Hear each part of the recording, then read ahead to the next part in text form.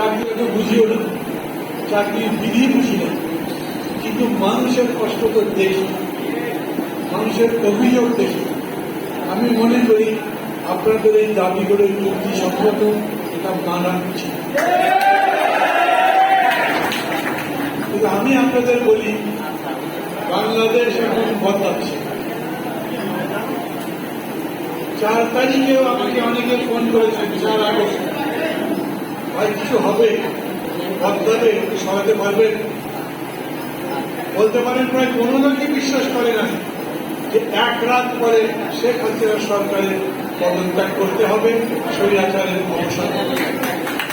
কিন্তু সেটা হয়েছে, আর এটা হওয়ার মধ্যে দিয়ে যেটা হয়েছে তা হল আমার আপনার প্রত্যেকের মনের যে আতঙ্কি, আমরা যে জীবন চাই, যে দেশ চাই, আমরা যেরকম সমাজ চাই, রাষ্ট্র চাই, সরকার চাই, সেই রকম একটা দেশ, সমাজ, রাষ্ট্র এবং সরকার গড়ে তোলবার সম্ভাবনা দেখা দিচ্ছে।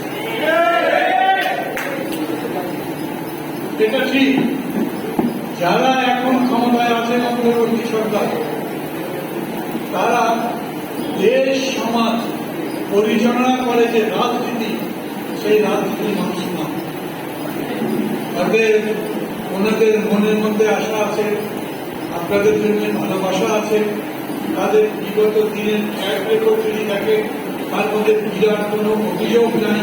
কিন্তু তারপরে এই এত বড় দেশের সমস্ত জায়গায় দক্ষতার সঙ্গে কাজ করবার তাদের অভিজ্ঞতা কতখানি এটা দেখতে পাচ্ছি। আনসাররা যখন লড়াই করে, সংগ্রাম করে, তখন আপনাদের মনে আছে উপদেষ্টারা তাদের সঙ্গে বৈঠকে বসে বলেছিলেন আপনাদের সমস্ত দাবি যোগ্য, এটা মানা উচিত। কিন্তু আমরা এখন মানতে পারবো না, কারণ এর জন্য যে আর্থিক দায় হবে সেটা কোথা থেকে আসবে তা আমরা জানি না, আপনাদের অঙ্গীকার করতে পারবো না। আনসাররা তাদের অভাব অভিযোগ নিয়ে গেছেন, কিন্তু এই চুক্তি মানতে চান না। পরিণতিটা দেখেছে বাংলাদেশে লক্ষ লক্ষ শ্রমিক কর্মচারী বা কোটি কোটি মানুষের অভাব অভিযোগের তো শেষ নাই। এখনো বাংলাদেশ একটা দুর্নীতি, এই দেশকে একটা সমৃদ্ধ সাম্যের দেশ, সুষম বন্টনের দেশ, বৈষম্যহীন দেশ বানানোর জন্য অনেক পথ যেতে হবে। আমি আপনাদের বলতে পারি এই লড়াই আপনারা চালিয়ে যাবেন। আমি সাকির পক্ষ থেকে আমি বলতে পারি, ফুটিয়ে বলতে পারি, আমরা আপনাদের সাথে এরকম হচ্ছে। প্রশাসন এবং অন্যান্য কিছু কিছু জায়গায় এমন এমন কিছু কাজ হচ্ছে যেগুলো প্রশ্ন সাপেক্ষ, প্রশ্ন এরকম না হয়ে এরকম হলে ভালো হতো।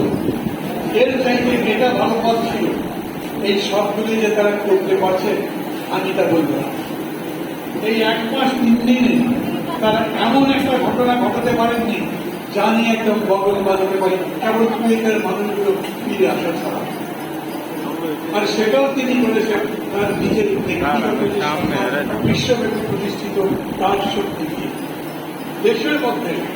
আমি মনে করি সরকার উচিত এই যত দাবি দেওয়া আছে সমস্তগুলো নির্বাচন দেয়, তার প্রশাসন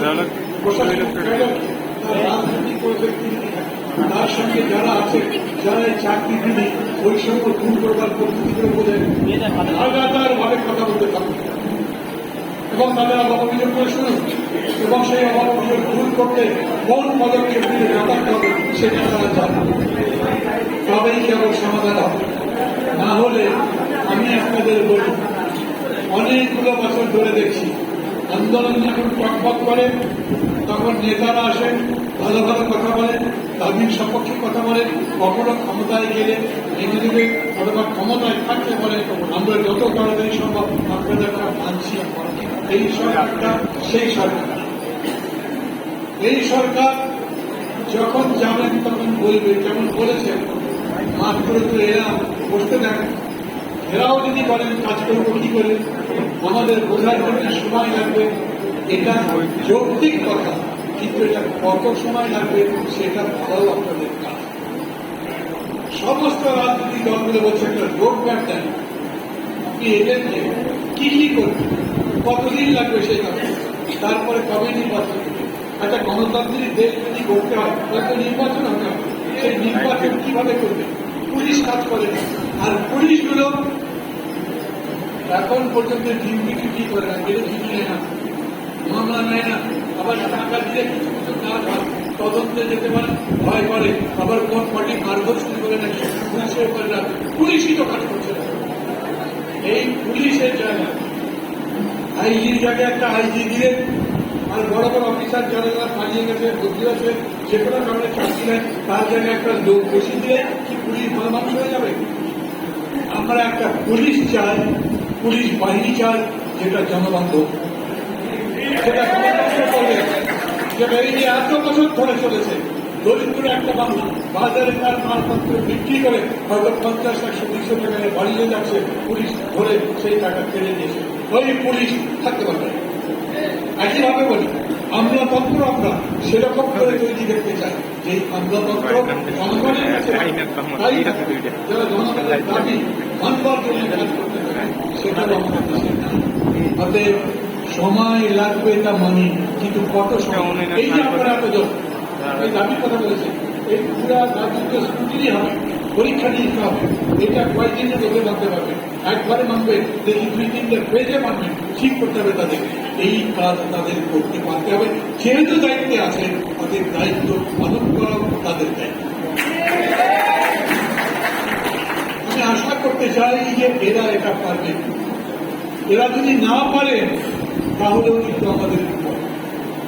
আপনাদের দাবি তো হবেই না, দেশ যাবে কোথায় তাই হতে পারছে।